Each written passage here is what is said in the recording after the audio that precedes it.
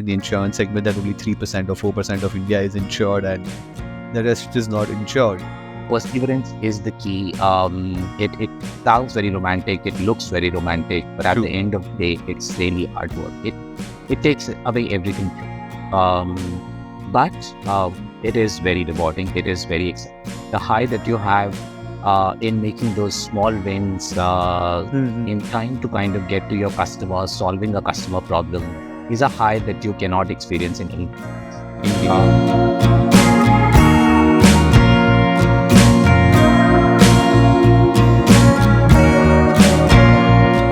Let's start with the basics. What is the origin story of the name Kaleidofin? Let's start with that. Thank you so much, Shreyas, for having me over. Fun story. So we owe the name actually to my co-founder's daughter. As we were kind of starting our business, we were thinking about what name to keep for Kaleidofin. And both me and my co-founder, we are both bankers, both finance people, and we have basically bankers' creativity. Which basically isn't much. So as we were thinking about the business, Sucharita one of those days went to her daughter and explained to her what she's going to do. And her daughter was very young at that time, I think perhaps 5 years old. And she heard a 30-minute story and she summarized it in one statement to say that, so mommy, you're going to create a rainbow world for people. And in her mind as a 5-year-old girl, I think rainbow world is a beautiful world, a world of opportunities where everything is nice. And that really gave us our clue. So we came back, we heard the name rainbow, and we then started to say that we need to do some soul searching. And like what everybody does, we went to Google for our own soul searching. We started to think about words that kind of started to look like rainbow. And I don't know how, when you're surfing the net, one thing jumps to another, and somehow we landed at Kaleidoscope. And I think that gave us a very interesting idea to say that just like Kaleidoscope takes broken pieces of glass and other random stuff, and it can create these beautiful patterns, we basically felt that if we were as Kaleidofin, what we wanted to do was to bring out different financial services, savings, credit, insurance, which for people really don't matter. But if there was a way in which we could combine them, we could create beautiful patterns in lives and help them meet their goals. So the name Kaleido and Fin kind of stuck, and we just liked it so much that we said, okay, this is Kaleidofin. No, that's a beautiful origin story. Having said that, let's talk about what exactly you guys do. So from my understanding till now, from our conversation, you try to empower the grassroots, or essentially people living in the grassroots areas with financial services across the segment. That has been my understanding. But over to you, would love to hear a bit more detailed version of what exactly you do. Yeah. So I think, Shreyas, lots of people have talked about India being two different worlds. One is India for the rich, the middle class, the group which is working in the formal space. And we keep hearing a very tiny number, 3% people investing in mutual funds, 2% people paying taxes, some numbers which just you can't even imagine how can those numbers be so low. And there's this second large part which people keep referring to as Bharat, which is this very, very large number of customer base. And when you hear the numbers, it's shocking to see that more than 80% of the population perhaps lives with incomes of less than 25,000 rupees a month. It just falls that sharply, that quickly. So what Kaleidofin really does is it works with the informal sector customers, people who have no social security, people who do not get a regular paycheck at the end of each month. So that's our primary customer base. This is a customer base which is engaged in various activities. You see them as hawkers, you see them as maids, as drivers, as small shopkeepers. So every single business that you see as you walk around without really noticing is basically a customer. So what we decided to do was to say that each of these households needs cash to be able to invest in their own businesses. And when they invest in their businesses, they can add to their incomes. But credit alone makes their life very complex. So first thing that we said was, we'll try to find a way to offer customers various financial services. That was one. Second is credit is such an important need for each household. Can we offer to customers credit at better terms? Can we offer it to be more flexible? So rather than giving to customers a very small amount of loan for a very short duration, can we start to offer customers loans which are slightly longer duration, slightly larger in value, so that a customer doesn't have to borrow from 5 sources? The customer can have one loan and build a business, and thereafter just focus. Makes sense. So that's largely what helps. Got it. No, that is really interesting, right? Because what happens in this case is majority of the people, essentially in the India part of the Bharat, kind of don't realize that there are these this much this much disparity that is there, right? We do see numbers. For example, there's this number that's always been thrown around. For example, in the insurance segment, that only 3% or 4% of India is insured, and the rest is not insured. But I wouldn't be even currently, given where we are, I wouldn't even be able to imagine a scenario on how that kind of how a big medical expense could essentially impact someone in a segment that does not even earn 25k a month. And then ultimately you see that if there is no insurance penetration, that their entire life is turned upside down, right? People in the India segment of the piece can actually kind of absorb those kind of things. And given the fact that, as you rightly mentioned, the awareness around how do you invest, as well as lack of availability of credit, kind of paints a really grim picture for this segment as such. I'm really wondering what would a loan product look like for someone with cash flows that are not fixed, or a very seasonal haywire kind of cash flow. Like, could you kind of deep dive into that? Yeah, sure. So again, I can give you a very interesting example, and this is something that we try to solve through GuyScore. I'm sure you've heard of this, and many fintechs, many banks talk about this, that we do not lend to people with a credit score of below 750, below 700. True. I somehow don't see anything to be proud about making this. Right. Now, the challenge is that, let me give you an example of this customer. This particular customer that we were looking at had a credit score of below 500. That's as bad as it gets. Yes. Now, couldn't understand why this household score was so bad. Looked at this person's credit history, and it showed 22 months of Part 30. And 22 months of? Part 30 days outstanding, 30 days overdues. Okay. Now, what's really happened with this household is that this household skipped one payment 22 months ago. After that, for the next 21 months, this person has paid on time regularly every single installment that he. Got it. However, how the recording of this happens is that you paid the installment 30 days late. So when your second installment became due, that became 30 days late, and this person's history is now showing 22 months of delinquent behavior. Oh, so because he paid his first installment 30 days late, and he paid only one installment instead of two, he paid all the installments 30 days late. Yes, right? It's as simple as that, right? Right. Now, if you looked at this person's credit report, you'll basically be like, oh, one blip. The guy is otherwise fantastic. Now, the challenge of a lot of the work that we are trying to do as Kaleidofin is basically to kind of move away from variables which try to put this customer in the same bucket as you and me. I get my paycheck on a constant date. I have a match mandate, which means that if I miss the payment, yes, you should dock me. You should, because I have no reason to skip a payment. But for a customer in this segment, it happens. And I can tell you, Shreyas, a lot of our listeners today, they will have maids or drivers who they pay in cash. And I can promise you, many of them may not have set up an auto pay, as they would pay their maids or drivers anywhere between the 1st or the 10th of each month. True. Why? Not because they didn't want to pay on the 1st. It's just that, or you didn't have cash at that time in your wallet, or something else might have happened. But the result is, if this household had taken a loan on a latch payment, which required money to be charged on the 3rd, the latch will bounce. A lot of Kaleidofen's work is basically to say that we open up the credit histories of customers, look at any supporting transaction data that we get, and we start to find out, are you willfully defaulting, or was there something that happened which was beyond your control in some form or manner? And we still might not say that you're the best chi-score person as per chi-score if you had that one delinquency.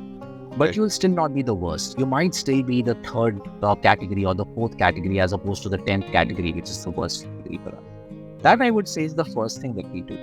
The second thing that we start to do is to say that income assessment is very hard overall. You go ask me the question around how do you assess incomes when cash flows are not regular.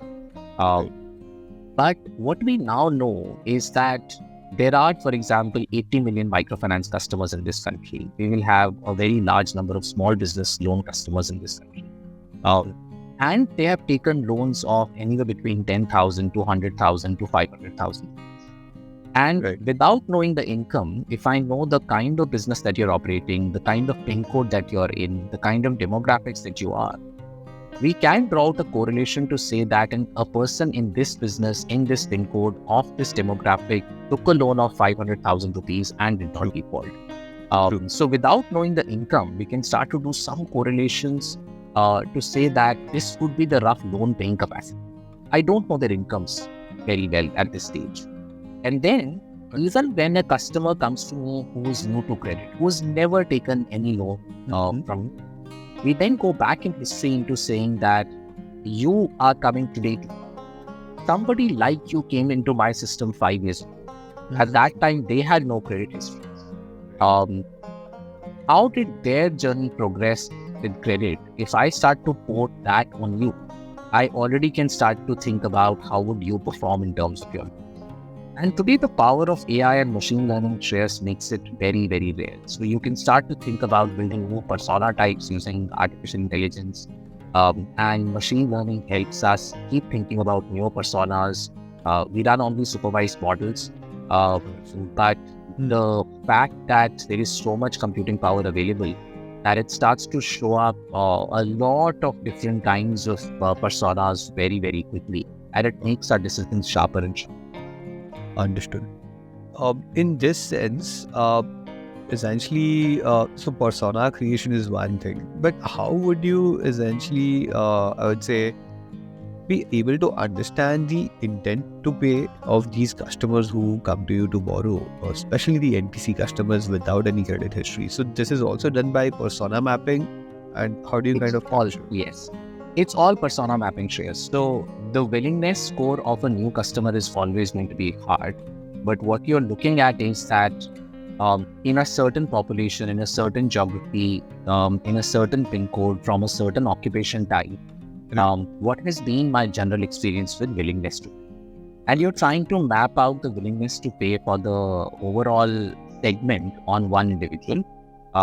And therefore, I would always say that my confidence level will be lowest when it's a new to credit customer. It will be the highest when I have the customer already in the data.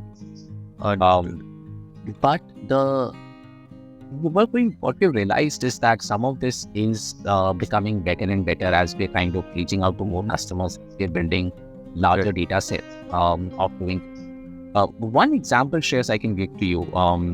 My team is sort of kidding about me talking about this IP, but think about demonetization that happened in the industry. November 8th, if I'm not mistaken, 2016, every single person who was in the informal sector suddenly, because they were getting everything in cash, had a blip. Now, some customers did not default at all after that blip. Some customers started to pay within 1 month. Some customers started to pay after 3 to 4 months when cash supply became normal in the economy. Some customers paid at some stage, but you could also see that they took a new loan from the credit bureau. Now, all things being equal, Shreyas, we can always say that the customer who did not default at all, behaviorally and income-wise, is much more stronger than a customer who came and paid after they got it. So a lot of rank orders can be created with events like this. The same thing can be done with flood events, drought events. And in the same geography, if a customer ends up paying before somebody else, it starts to reveal a little bit about the willingness of the customer and how disciplined the customer is. Provided it's just transaction data, we learn so much about customers' behavior and discipline through these that it just makes the model much. Makes sense. No, I think this kind of brings in a lot of clarity, because I mean, a lot of people are trying to build essentially products that underwrite the new to credit customers. But I think the major place that they are struggling it is essentially identifying the willingness score, right? Which is essentially something that is really difficult to do. And I think this could be a really interesting way to approach it. But how do you see the accuracy of these kind of models, and how has the responses been from the traditional players on this? Yeah. So, Shreyas, I think the accuracy of some of this is becoming phenomenal, and it's improving every single day as we work. So today, our credit scoring model, which is SciScore, has been used to underwrite over 15,000 crores in loans. And our PAR 90 at this stage is below 1.4%. And during this has held its numbers even after the second wave of COVID, third wave of COVID. The delinquency score just never crossed 2% ever. And when you look at entities' own experiences after some of these shock events, their risk scores were at least 4 to 5% higher than SciScore's risk scores. And that is one of the biggest reasons because of which many entities have continued to use it. We've got new incoming requests to say that we also want to use SciScore just as a result. Right. But the big power shares, and this is one thing that we worry about as an organization a lot, is that a credit score can also create exclusion. True. One way to get a score to become better is by rejecting a lot more customers. So that can go well with Kaleidopin's exclusion mandate. So we had also put for ourselves a requirement to say that we not kind of eliminate a lot of people. So one of our biggest successes here comes from the same thing. We actually built out a model for an NBFC which was connected to a large vehicle manufacturing company. And what we realized was that they were rejecting 40% people on the basis of just symbols. They were basically putting a cutoff at some number. When we built out a credit score for them using our data and our methodology, we were able to get their rejection rate to fall to 14% as opposed to 40%. And we were able to improve their quality of risk by as much as 5%. So we reduced the risk and got a higher throughput. As a result, what happened with this organization was that their cost of customer acquisition came down sharply. So from every 100 customers, they were approving 60. Now from every 100, they were approving 86. That's like a 40% better rate because it was 26 over 60. That was the improvement. So that kind of is really the power that we feel that models can unlock. And even today, Shreyas, our biggest work is to look at who are we eliminating? Who are the 14 who we are eliminating? Is there a bias there? Is there bias creeping in? Is the model still being too harsh? And a lot of our analysis is always about the last 14 who are getting eliminated to find out what can we do there. Right. Makes sense. So this is super exciting, especially when you look at it from a perspective of essentially expanding the penetration of financial services to a larger part of India. These kind of products and these kind of numbers actually make you more excited. Which kind of technology that you see now excites you the most for Kaleidofin's journey in the next 2 to 3 years? Like, which are the technologies that you'd love to experiment with that you might not have experimented with till now? So, very difficult question for me, Shreyas. I can tell you I am a little bit of a person who's not as much a technology person. That's why I have a co-founder who's my CTO. But broadly, I would say very excited about the fact that the world is becoming more and more connected. API banking is becoming very real. And I think just the fact that we have, starting with UPI, the standardized APIs available for everything now, whether it's an account aggregator, whether it's the now upcoming Open network, which is going to start to take shape in a big way. I think a lot of this ability to be able to integrate starts to create a room for a lot of players. I still think from a regulatory side, there is some work to be done here. I often hear things like saying that our banks renting their balance sheet and stuff like that. I think that's completely antithetical to the entire API banking world. But I think it creates this entire thing of saying somebody is good at being close to the customer. Somebody is good at going and using a very strong technology-based model to underwrite loans.